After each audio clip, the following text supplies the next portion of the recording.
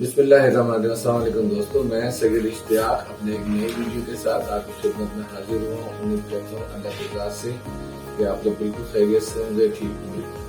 آج کا موضوع پاکستان کے حالات اور پاکستان ڈیفالٹ کی طرف تقریباً پہنچ چکا ہے اور کچھ جگہوں پر تو ڈیفالٹ ہو بھی چکا ہے۔ یہ باتیں آپ کے تک اس لیے نہیں پہنچتی کہ میڈیا پہ پابندی لگائیں گے کہ پاکستان کے بارے میں کوئی بری بات کوئی بھی میڈیا نہ کرے۔ ڈالر 241 پہ ریٹ اسٹیٹ بینک اور 256 پہ سیلنگ، 258 پہ بھی ڈالر نہیں مل رہا ہے۔ کیوں؟ کیونکہ ڈالر ختم ہو گیا اور جن کے پاس ہے انہوں نے مزید اسٹاک کیا ہوا کہ ان کے پاس یہ نہیں چلے ڈالر 300 پہ جائے گا اسی سال کے اندر۔ اب پتہ نہیں ہے کیا حالات ہے، کیوں ہوگا ایسا۔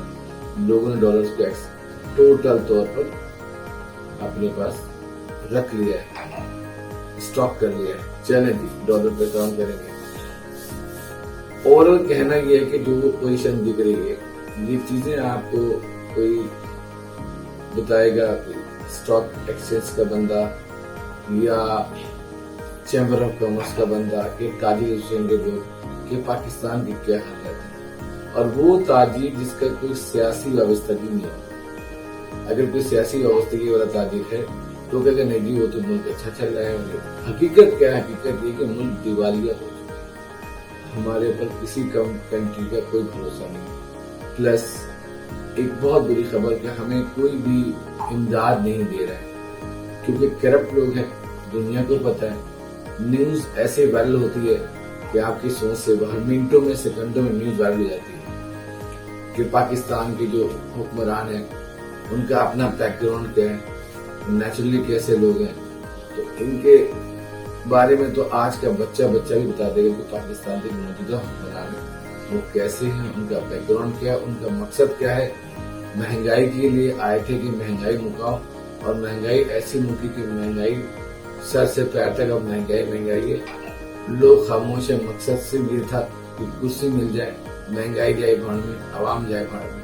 آج عوام بیچاری ایک چپاتی کھانے کو ترس رہی ہے، اس کی قیمت 20 روپے کر دی گئی۔ وجہ آٹا 1260 روپے 10 کلو کی دودھ پینے کو ترس گئے لوگ، 200 روپے کلو دودھ۔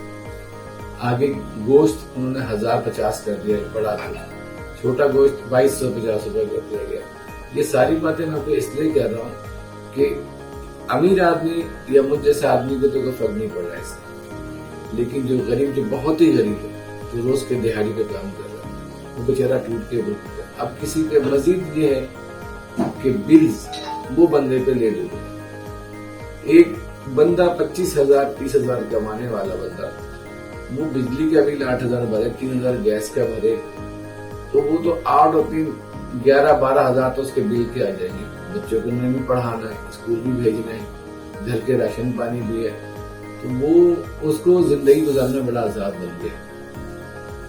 تو لیکن لڑائی جھگڑے روز کے بیچ سے پاکستان جو ہے وہ تباہی کی طرف جا چکا ہے۔ مزے کی بات ہے کہ ہمارا کوئی بھی ادارہ، چاہے وہ جوڈیشنری ہو یا ہمارے فورس کے لوگ ہوں یا ہمارے ادارے ہوں، دوسرے ادارے ہوں، پہلے یہ ہوتا تھا کہ کوئی آدمی کھڑا ہوتا تھا، کوئی ادارہ کھڑا ہوتا تھا پاکستان کے لیے، چلو بہتری آتی، لوگ دعائیں کرتے تھے۔ مجھے آج بھی یاد ہے جب کراچی کے حالات بڑے خراب ہوئے تھے تو لوگوں نے ہاتھ اٹھا کے دعا دی، یا اللہ کوئی ایسا بندہ دیکھے تو کراچی کے حالات کو صحیح کر دے۔ اس ٹائم راحیل شریف آئے تھے اور الحمدللہ کراچی کے حالات بہت اچھے ہو گئے۔ آج بندہ یہ نہیں سوچتا کس کو بلاؤ، وہاں بھی اس طرح کے لوگ آئے ہیں۔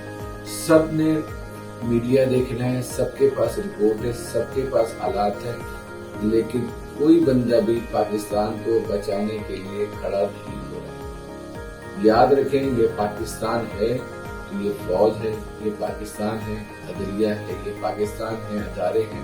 اگر یہ پاکستان نہیں رہے گا تو یہ سب لوگ کیا کریں گے؟ غریب آدمی تو وہی کھانا ملے تو ملے، نہ ملے نہ ملے، لیکن امیر آدمی پاکستان کا ہے، جو ادارے کے لوگ ہیں، اربوں خربوں کھا رہے ہیں، کما رہے ہیں، ان کا کیا کریں؟ اس پاکستان کو بچانے کے لیے کم سے کم آپس کی لڑائیاں ختم کریں، بزنس مین کو سپورٹ کریں، ان کو ریلیف دیں تاکہ اس ملک کا بزنس بڑھے، اس ملک کی آمدنی بڑھے، جب تک آپ بزنس مینوں کو ریلیف نہیں دیں گے، فیسلٹی نہیں دیں گے، تو وہ ہمارا ملک ترقی کیسے کرے گا؟ اسٹاک ایکسچینج آپ دیکھ لیں کہاں پہنچا۔ ڈالرز ایک سب سے اچھا کاروبار مافیا نے کیا ہوا ہے، ڈالرز کو سیو کرو، ڈالر کا ریٹ بڑھا دو۔ یہ بہت بڑا مافیا ہے، لیکن کسی کو نظر نہیں آ رہا۔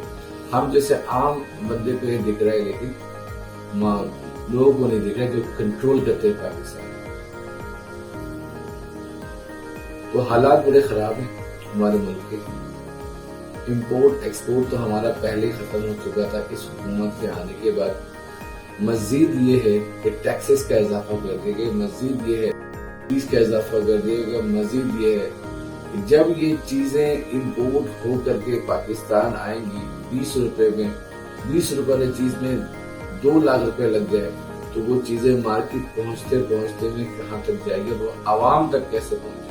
مہنگائی کی ایک بڑی وجہ یہ ہے۔ ہم نے ایشو بنایا ہوا ہے کہ دنیا میں مہنگائی ہے، دنیا میں مہنگائی ہے، اس پہ کوئی نہیں، وہاں فیسلٹی ہمارے پاس تو کچھ بھی نہیں۔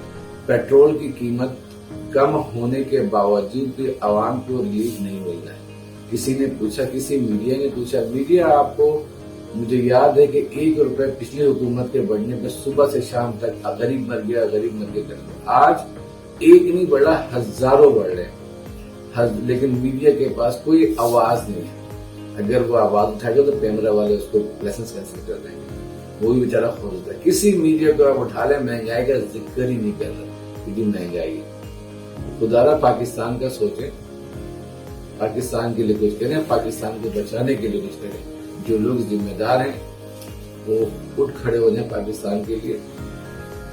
انشاءاللہ جب لوگ کھڑے ہو جائیں گے پاکستان کو بچانے کے لیے، جو مافیاز ہیں جن کی وجہ سے ظلم ہو رہا ہے، غریب تباہ برباد ہو رہا ہے، یہ نہیں رہیں گے۔ تو امید کرتا ہوں یہ جو چھوٹی سی ویڈیو وائرل کر رہا ہوں، اس کو آگے تک لوگوں تک پہنچائیے، پاکستان کو بچائیے، پاکستان کی اکانومی کو بچائیے، پاکستان کے تاجر کو بچائیے اور پاکستان کے بزنس مین کو آگے لائیے۔